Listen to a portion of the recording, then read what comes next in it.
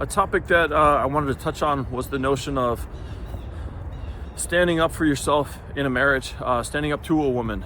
I think it's important to stand up for a woman and be a protective force in this world to protect a woman in your life.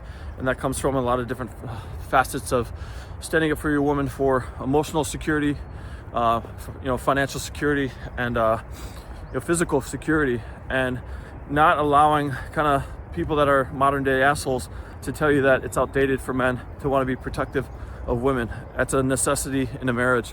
And if you don't understand that, or you reject that because you have some highfalutin idea that men and women are equal and it's outdated, that men should play a protector role, then my content's not going to really be for you. But I encourage you to listen with an open mind anyways, because all people are welcome. But I would say the message I'm trying to communicate here is the idea of standing up to your woman. A lot of guys, have been involved in men's support group space for a long time, and what I see frequently, probably number one thing that guys come and they want help on is they feel that they don't have any proper boundaries. And so what ends up happening is they become a nice guy. The typification of a nice guy is somebody that doesn't have a lot of self-confidence and self-respect. And so what they do is they try to get into a pattern of giving to their wives. And the wives are, very driven. The wives are very competent people, very hardworking. And so the men just kind of succeed any sort of power to them. And the man hands over all his resources, and he basically puts her on a pedestal. Doesn't have respect for himself, doesn't have any natural boundaries that he enforces, and he lets her basically run roughshod all over him and in his mind the return on that investment is that he wants to get intimacy and love, and then he also wants to get love and respect from his wife. And the unfortunate thing is, if you don't stand up to your wife, and if you have no spine and you're effectively a nice guy, which means spineless, then things are not going to work out well for you. Because I want to explain that. So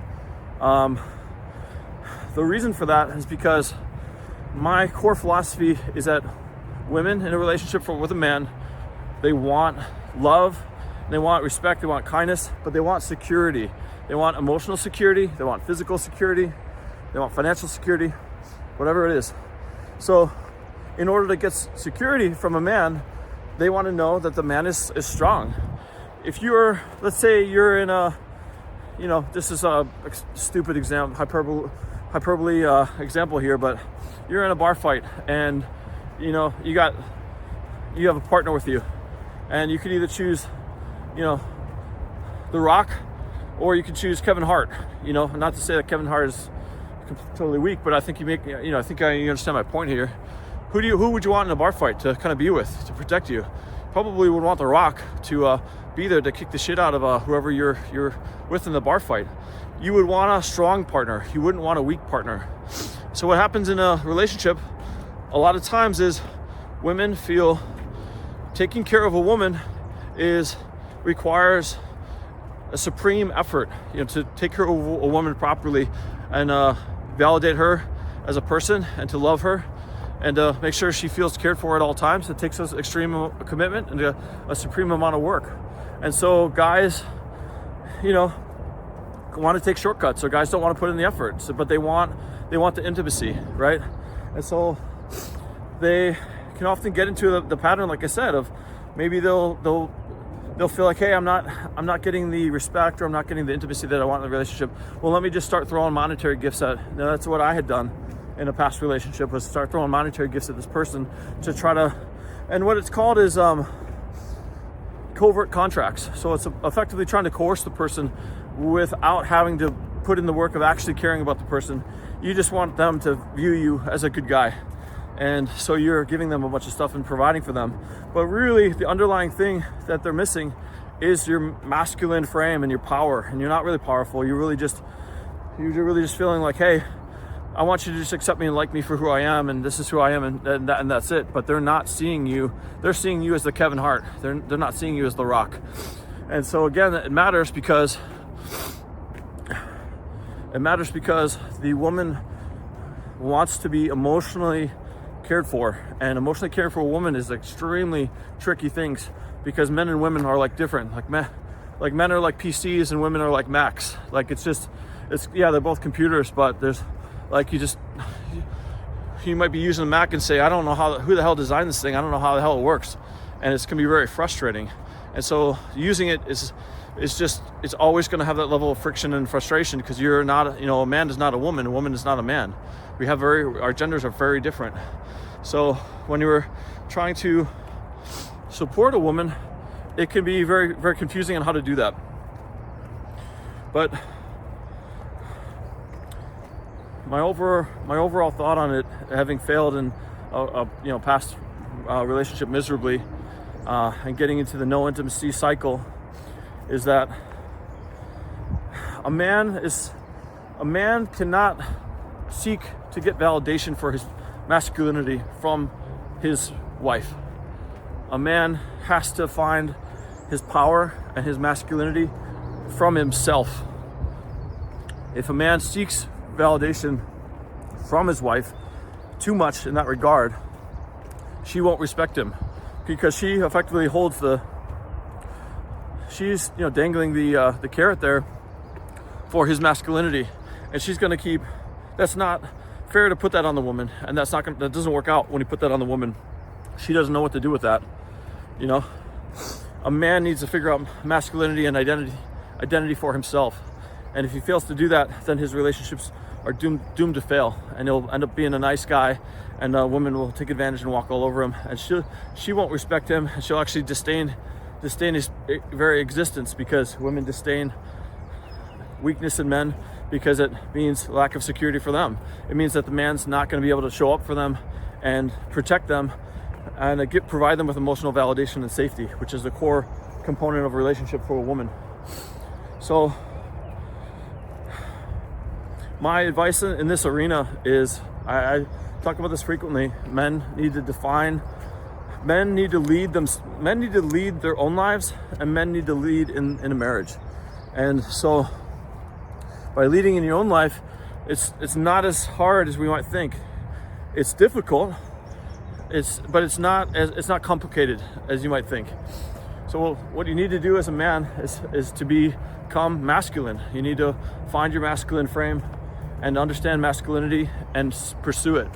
So what that means to me is have the courage to define what you want in your life, have the courage to define your values, and have the commitment to stand on those values every single day.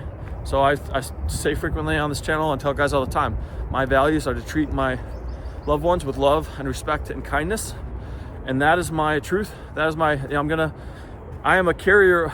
You can judge, you can measure a man based on the values that he carries, right? So if I believe in those values, and I do I follow through on those values every single day, that's my worth. That's the measure of me as a man. And if anybody asks me or challenges me as a man, say, hey, this guy's a phony, or this guy, he's scared of this or that or whatever, it's not going to affect me, because I know what I'm about. I defined for myself what I am about. I went through life and I discovered, hey, I want to treat everyone with love, respect, and kindness. I want to be a force of compassion and empathy and support for people. So that's who I am, and that's who I'm going to be. And if I fail at that, then I'm not living up to the values that I set myself. And so I'll be disappointed in myself, and I'll keep striving for that. And if anybody else has a problem with me, I don't give a fuck what anybody else has to say about it, because those values are important to me. Those values are what I define as the man that I want to be. So if anybody has a problem with me, I don't give a shit. So that is a very different model than to be a man in a relationship and say, well, I'm just gonna get in a relationship with a woman. I'm gonna put her on a pedestal. I'm gonna treat her really nice, and I'm gonna take her out to dinners, take her out to trips, take her out to vacation. But at the end of the day, you've never put in the work to love yourself, and you've never put into work. And if you've never put into work to love yourself and know your values, then how can you expect to love somebody else and to provide care for them? And that's the thing that it doesn't happen. I wasted an entire first marriage not kind of understanding the point. The whole point is I think a big part of life is to figure out how to receive love and to give love. And that's maximizing that equation is the truth, the secret to living a happy life and a fulfilled life. And it sounds very simple. I want to live where I can give love and I can receive love. But that is infinitely difficult, because in order to receive love, you have to love yourself. You have to feel worthy of love. And in order to feel worthy of love, you have to, through actions and thoughts and intention, you have to be a good person. When I started thinking about other people instead of myself, and I started giving other men support, and I started looking for people that are hurting, I started talking to them, I started listening to them, giving them space, that opened me up. That made me a better person. And then I started to be able to feel like, hey, I love myself now. What I'm about, I like. And, I'm here as a force of good. And I don't just have intentions, I'm backing it up. Look at all these things. Look at all these people that I've helped. Look at all these people who will remember. That's the thing. It's like, it doesn't take that much. I always think about this a long time ago. I was going through my divorce. I was in the office. And I don't know, it was before COVID, after COVID, I don't know when the fuck it was, but effectively, we were all in a conference room, and it was at the end of the day, and I had just received some bad news over email or some shit like that over my divorce. And I went through like 2-year-long divorce, and it really almost killed me. So I'm thinking I was just probably as sad as I could be. I didn't want to go to the meeting, but I felt, hey, I got a job to do. Let me just show up. It's just I got to sit there, wait for the clock to run out, and then I'm done for the day. Well, I go to the meeting, come back to my desk, and I got a note there from a coworker, and she had said, hey, I kind of noticed you didn't seem like you're doing so well. You seem like you look really sad. Is there any, do you want to talk about it? And, I've worked with, whatever. I worked with people for a long time, and no one had ever reached out to me in that way. It was more, I unloaded on people during my divorce, for sure. I kind of walked into somebody's office and closed the door and started just vomited for an hour about all the shit that I was going through, personal drama that they probably didn't give a shit about. But this was a time where unprompted, somebody had recognized me, saw me, and said, hey, this guy's hurting. And they overcame the barrier to say something.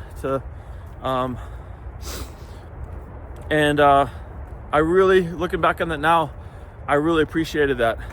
And so I've had times over the years where I paid that forward. If somebody is going through something, anytime I hear somebody's going on medical leave, or time I hear somebody's going out on an absence in their job, I immediately go on Slack and I say, hey, I don't know what you're going through, but I just want you to know that I'm thinking about you, and I wish you the best of luck. And a lot of times, I'm not really looking for people to spill the gossip, or what they don't really. I'm not trying to put pressure on them to reveal to me what they're going through. That's the exact opposite of what I'm trying to do. But a lot of times they do, and I think a lot of times we think that people have all these robust support groups out there, and they really don't. So, like I said, if you want to, coming back to the topic of being in a relationship making a relationship work with a woman, you have to get to that point where you get over yourself. You realize, hey, the only way that I'm gonna have real love in my life for myself and for others is if I care for other people, and I start there. If you're waiting for people to give you love, and then you're gonna change, we say, well, I'll give them love once they love me. It's just really stupid. It just doesn't make any sense. I'm telling you again, if you want to be somebody that is able to love other people, you just start doing it. And then ultimately, when you start loving other people and you start showing up for other people, then that you're gonna feel really good about yourself, and you're gonna love yourself. And then when you love yourself, then you can love other people even more, because you're not looking for validation from them. You have validation in yourself. And again, that's like a part of the definition of masculinity and manliness, is I don't need validation from other people. I have it internally.